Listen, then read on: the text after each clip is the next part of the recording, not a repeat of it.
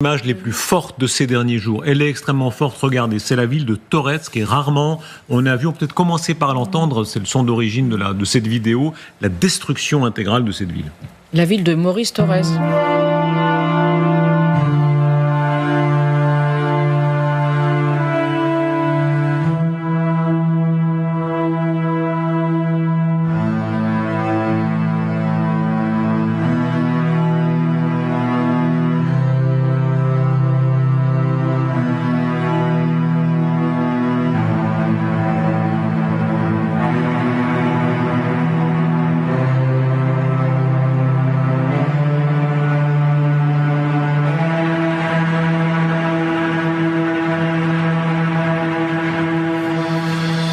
Cette image est vertigineuse. C'est le colonel Goya qui dit toujours il faut relativiser la question du nucléaire parce que même avec des moyens classiques, il y a des destructions qui ressemblent pas à du nucléaire stratégique mais à du nucléaire tactique. En réalité, là, la destruction est si impressionnante. Mais surtout, on rappelle quand on revoit ces images, d'ailleurs que les combats font rage depuis mi-juin, la ville n'est pas tombée complètement entre les mains des Russes, mais quelques soldats russes sont déjà entrés dans la ville depuis le mois d'octobre. Mais on sait que les combats font rage et que les Ukrainiens tentent à tout prix de garder cette ville, Didier. En fait, il y a deux villes qui sont les deux villes où les Russes font le plus gros effort. La première, c'est Toretsk. Et la seconde, on va en parler tout à l'heure, j'imagine, c'est Kurachowie. Pourquoi ? Parce que ce sont deux saillants qui, si vous voyez, en face de Donetsk. Qui est la ville importante, c'est la capitale du séparatisme russe. Enfin, c'est là qu'ils avaient mis en place le système. Il reste sur cette ligne de front deux saillants. Au nord, Toretsk, et au sud, Kurachowie.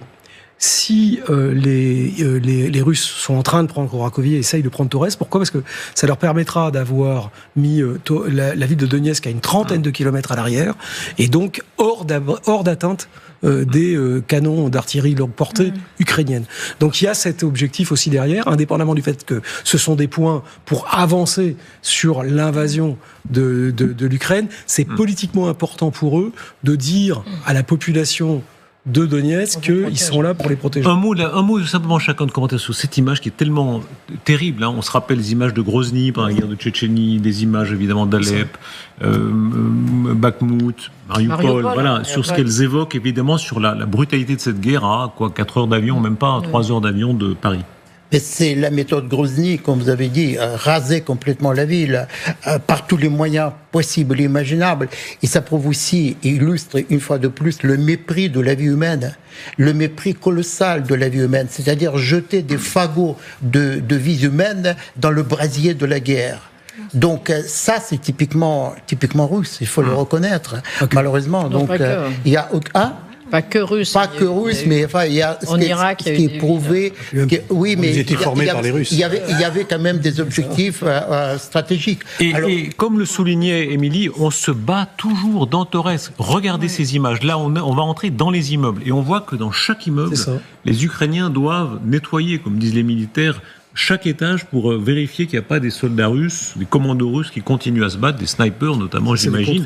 Voilà. Cette image-là, d'abord, là encore, commentez-la c'est assez impressionnant. En fait, ce qui est intéressant, c'est à Toretsk où il y avait des avancées russes sur la ville.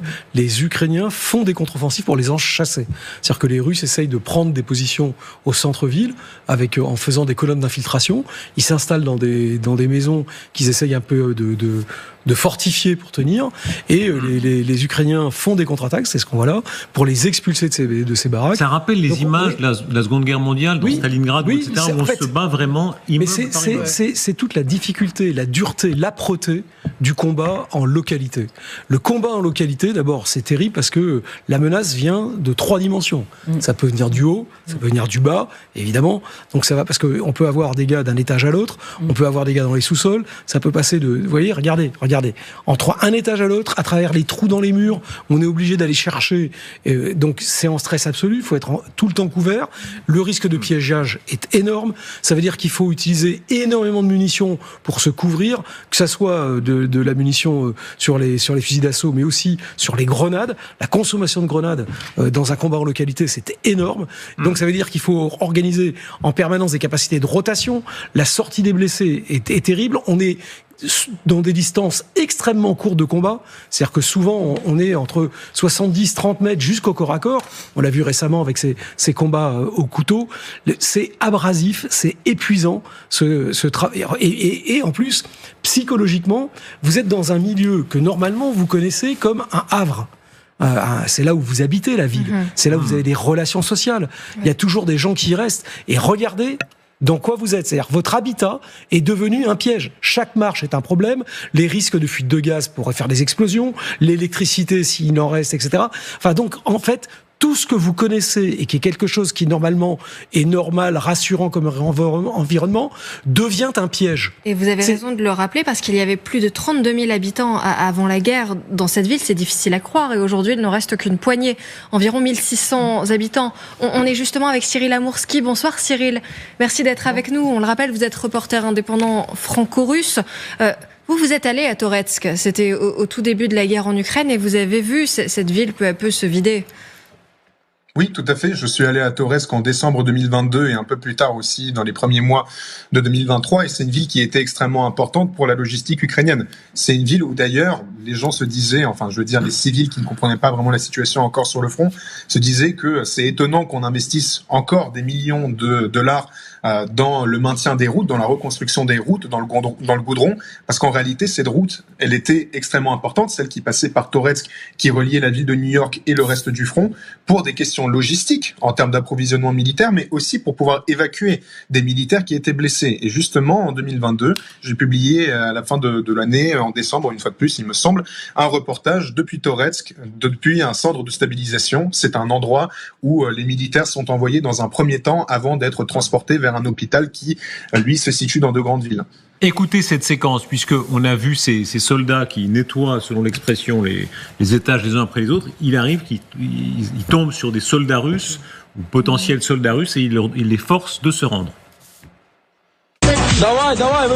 Allez, sortez. Sors. Où est l'autre? Tourne-toi, debout, tourne-toi. C'est ça. Où es-tu blessé? Tu vas vivre, tu as eu de la chance. Voilà, je précise toujours que ce ne sont pas nous qui mettons les musiques, hein, c'est des musiques d'origine. Ce n'est pas la playlist de Darius, non, oui, on le précise. Je ne sais même pas ce que c'est comme musique d'ailleurs. Voilà, un mot là-dessus encore. Non mais c'est ça, en fait, honnêtement... Vous disiez à Cyril. Ouais. Non, je pense que oui, moi aussi je pensais que la question était à Cyril, mais vous voyez bien, à quel point la distance du combat, on voit l'ennemi dans les yeux. Vous voyez bien que là, effraction short, entrée à la grenade dans la pièce, donc le gars a ramassé, il est sonné, parce que vous avez bien vu l'explosion de la grenade.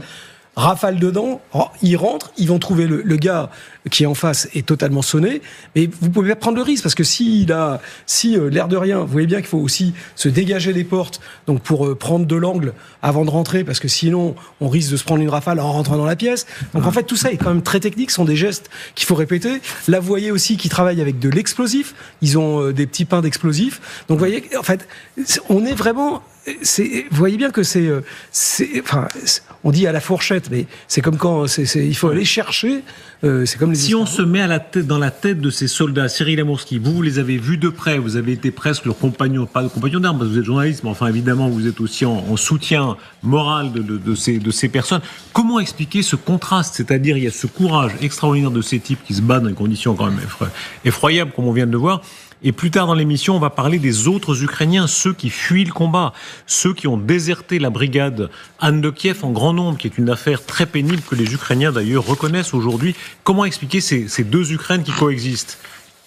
Mais parce que il faut regarder, par exemple, quand on parle de la 155e, vous allez en parler plus tard, plus en détail, mais il faut comprendre pourquoi les soldats ont déserté, et malheureusement, il y a une grande responsabilité de l'État dans cette situation, si une fois de plus on parle de la 155e. Si on parle du reste des brigades, malheureusement, nous sommes également dans des situations où il y a des militaires ukrainiens qui viennent juste d'être formés, qui ne sont pas envoyés sur des terrains, disons, moins chauds, comme par exemple celui de Kherson, ou même à les limites celui de Vovchansk, mais qui sont directement envoyés sur les fronts les plus chauds, dans les combats les plus difficiles. Et donc, on se retrouve dans des situations où nous avons déjà des soldats qui, de base, pour la plupart, sont démobilisés, sont même bussifiés. C'est le mot qui a été créé en Ukraine et qui est utilisé aussi dans les sphères françaises, c'est-à-dire des personnes qui ont été mobilisées dans la rue, parfois de force. Donc, évidemment, on ne se retrouve pas face à des soldats qui sont motivés, qui sont aguerris. Et quand on les envoie en première ligne, c'est pas une bonne idée. On se retrouve dans la situation dans laquelle s'est retrouvée une partie, je dis bien une partie parce que la situation est plus complexe, la 155e brigade. Mais globalement, quand on regarde les soldats, quand on regarde les statistiques, alors déjà, certes, il y a des soldats qui ont déserté, mais une partie d'entre eux sont revenus se battre. L'Ukraine a mis en place un mécanisme qui autorise aux soldats de revenir sur le terrain sans le moindre problème juridique,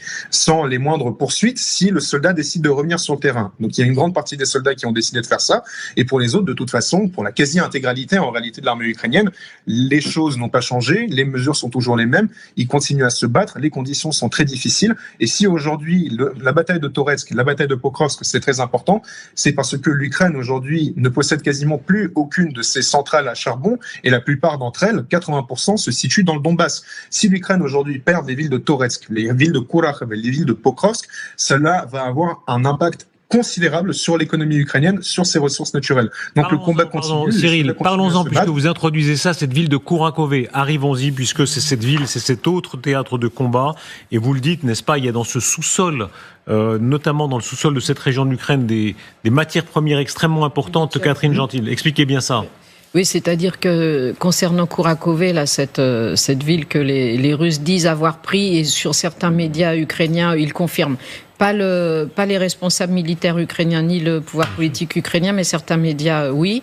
Et effectivement, c'est une ville où il y avait 22 000 habitants, là un peu moins qu'à Toretsk avant la guerre, mais où c'est très important parce que, en effet, comme le disait Cyril Amourski, il y a notamment des mines de lithium, du charbon. Il y a vraiment notamment du charbon qui permet aux Ukrainiens de fabriquer de l'acier et donc de l'armement. Donc s'ils perdent ça, pour eux, c'est évidemment d'un point de vue militaire, évidemment c'est tragique, mais également d'un point de vue économique et puis en termes de fabrication. Il y a un énorme enjeu économique. On oublie toujours à quel point l'Ukraine, BlackRock par exemple, BlackRock qui est je crois le plus grand fonds d'investissement du monde, je crois que c'est le plus grand du monde, a acheté massivement des terres d'Ukraine, parce que la belle terre d'Ukraine, bien noire, bien lourde, etc., une terre extrêmement précieuse. Bonne soirée, au revoir. Voilà, et effectivement, il y a aussi les mines de lithium qui comptent à ce point-là. Et là aussi, toujours Trump, Zelensky dit toujours, on va rappeler sans arrêt à Trump ça, parce que pour Trump, ça, ce sont des choses qui comptent, doublement. Le business. Business is business. Non, l'argent, et pas que pour Trump, mais aussi pour ceux qui l'entourent, c'est quand même un businessman, c'est quelque chose qui est important pour l'économie ukrainienne, mais aussi c'est des métaux qui sont importants pour l'économie mondiale. Et donc, il y a tout un intérêt pour les Américains d'investir, et du coup, tout l'intérêt pour Zelensky de cette campagne de communication. Qu'est-ce qu'on sait de cette bataille de Kurakhove ? On va rappeler précisément ce qui s'est passé aujourd'hui. En tout cas, c'est la Russie qui annonce avoir revendiqué la prise de cette ville. Elle serait tombée entre les mains des Russes aujourd'hui, donc on est dans l'est de l'Ukraine. On le rappelle, les deux armées se bagarrent depuis 3 mois dans cette ville. Et regardez le communiqué de l'armée russe qui est tombé aujourd'hui sur Telegram. Au cours d'opérations offensives actives, des unités de groupes de forces du Sud ont complètement libéré la ville de Kurakhove, le plus grand centre de population dans la partie sud-ouest du Donbass. Alors, regardez sur la carte où ça se trouve. C'est vous, Didier François, tout à l'heure qui nous en parliez. On est dans l'oblast de Donetsk. On est tout près de Pokrovsk. Là aussi, c'est là aussi que l'armée russe pousse particulièrement. Et surtout, est-ce que les Russes ont raison, si en tout cas ça se vérifie, parce qu'on le rappelle, il n'y a que les Russes qui disent pour l'instant qu'ils ont pris cette ville. Les Russes estiment que cette conquête-là permettra ensuite d'accélérer très vite dans la région de Donetsk. Oui, c'est ça. Pourquoi est-ce qu'ils disent ça Non mais c'est des balivernes. Non, vous avez l'air de rigoler. Non, parce que l'accélération. Il rigole toujours, c'est son style. Nature. Même quand il raconte quand il a été torturé par les djihadistes, il rigole. Voilà, c'est comme les. Ça sert à rien de pleurer en fait. Non, mais c'est une très bonne philosophie. C'est une très bonne philosophie de vie, voilà. Non mais en fait, Kurakhove, c'était important pour les Russes de le prendre parce que c'est un verrou dans leur progression, particulièrement sur une route qui est importante, qui est la N15, le long d'une petite rivière qui s'appelle la Vovocha. Et Ils ont commencé la bataille en octobre là-dessus, et vous voyez qu'en termes d'accélération, ils auraient pu faire un peu mieux. Mais ils sont rentrés dans le centre-ville, effectivement, et les Ukrainiens continuent de s'accrocher, mais ils sont dans une logique qui est la même logique depuis le début dans cette bataille du sud de Donbass. Alors, vous voyez bien qu'on est quand même vraiment pas dans du stratégique. Hein. C'est de la défense élastique, de reculer petit à petit en infligeant des pertes russes. Et là aujourd'hui, effectivement, les Ukrainiens se sont regroupés sur une ligne d'arrêt qui est juste à la sortie du village, avec 3 autres villages, Svechetko, Dachnier et Yantarné. Et alors, ce qui est étonnant pour le coup, c'est que vous voyez bien là, il y a une autre pointe au nord qui va vers Pokrovsk, mais ceux qui attaquent à Kurakovié, ils vont plutôt vers l'ouest, pour l'instant le long de la rivière. Alors ramassons tout ce qu'on vient de comprendre là. Qui a l'avantage ? Est-ce que, comme le disait le général Yakovlev tout à l'heure sur l'antenne, au fond les deux armées sont épuisées et n'en peuvent plus ? Ou est-ce que les Russes ont l'avantage ? Ou est-ce que l'Ukraine a l'avantage ? Quelle est la réponse ? Alors, l'Ukraine n'a pas l'avantage. Les Russes ont l'initiative dans cette région-là. Non, mais en général, là, à ce point de la guerre, on est le 6 janvier et on va voir de quelle façon Emmanuel Macron, Volodymyr Zelensky, Donald Trump, chacun prend position sur la suite. Mais votre vue d'ensemble. Dans cette région, les Russes ont l'avantage, évidemment. Mais pendant ce temps-là, oui, mais pas à course. Voilà, c'est ça. Mais alors, c'est vrai que le comparaison n'est pas raison, comme on dit souvent. Kursk, c'est une toute petite parcelle. Là, les Russes, évidemment, ils ont dans l'idée, de préférence aux environs du 20 janvier, si vous voyez ce que je veux dire, de progresser le plus possible. Alors, ils n'arriveront pas à Pokrovsk, mais tout ce qui sera pris, et notamment Kurakové, c'est quand même une ville sur laquelle ils faisaient un effort quand même remarquable, depuis plusieurs semaines. Donc, s'ils réussissent à la prendre, évidemment, ils en seront alors, absolument comment ravis. Les puissances pèsent-elles tout ce qu'on vient de dire et de voir ? On parlait tout à l'heure de Trump. Quelles sont les images qu'il retient ? Eh bien, on a ce soir vraiment, on commence à avoir la perspective 2025 et notamment le président de la République. Ce matin, Emmanuel Macron, à la conférence des ambassadeurs, qui prend position de manière assez nette. Écoutez bien sa déclaration. Elle pèse son pesant politique et chaque mot est visiblement calibré, notamment les mots discussion réaliste sur des questions territoriales. Écoutez-le. Et au fond, les États-Unis d'Amérique ont à nous aider pour changer la nature de la situation et convaincre la Russie de venir à la table des négociations. Les Ukrainiens ont à mener des discussions réalistes sur les questions territoriales et eux seuls peuvent les conduire. Et les Européens ont à construire des garanties de sécurité qui seront leur responsabilité au premier rang, car c'est une réalité géographique et géopolitique.